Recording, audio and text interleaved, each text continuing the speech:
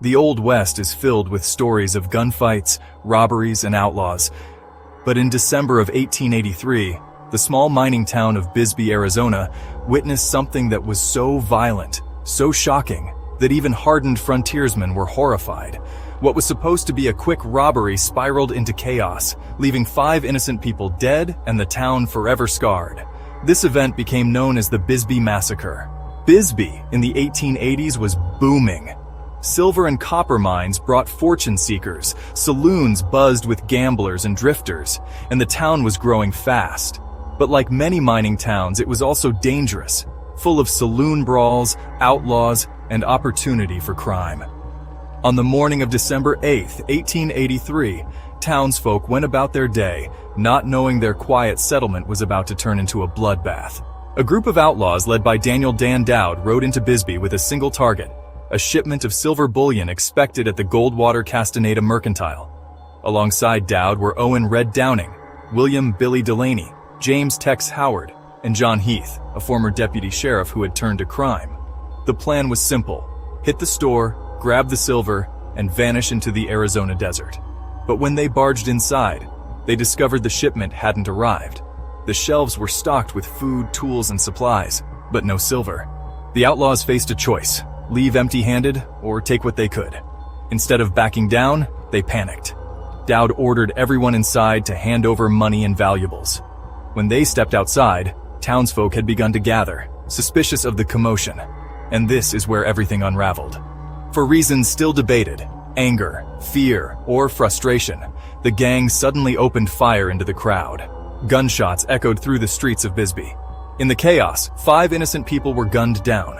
Anna Roberts, a young pregnant woman; J.C. Tappan, a well-liked mining engineer; M.F. Frank Kingsbury, a local man running errands; Ben Wooten, the town's watchman; and a man named George R. Fall, who had been caught in the crossfire. The killings were senseless. None of these victims had resisted or posed a threat. Bisbee was left stunned as the outlaws galloped away, leaving bodies in the dusty street. Word spread quickly. Citizens of Bisbee were furious. This wasn't just a robbery anymore, it was a massacre. Sheriffs, posses, and armed miners joined forces to hunt the gang. Over the following weeks, one by one, the outlaws were captured. Dan Dowd, Owen Downing, Billy Delaney, and Tex Howard were arrested and dragged back to face justice. But John Heath, the inside man, tried to distance himself from the killings, claiming he never intended bloodshed. In Tombstone, Arizona, a court convened to try the captured outlaws. Witnesses testified to the bloodbath, and the verdict was clear. All 4 outlaws were sentenced to hang. On March 28, 1884, a crowd of thousands gathered to watch. It was one of the largest public executions in Arizona's history. The 4 men were hanged together, side by side. But for many in Bisbee, justice still felt incomplete. John Heath had been sentenced only to life in prison. The townsfolk wanted more. On February 22, 1884, an angry mob stormed the jail where Heath was being held. They dragged him into the street and strung him up from a telegraph pole. Frontier justice was swift and merciless. The people of Bisbee demanded blood for blood. The Bisbee Massacre haunted Arizona for decades. The massacre wasn't a legendary shootout between cowboys and outlaws. It was something darker. Innocent lives were taken in cold blood.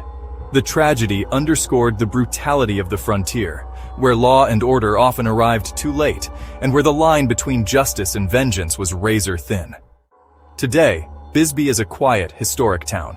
But in 1883, its streets ran red with blood, and its people learned firsthand how quickly greed could turn into senseless slaughter.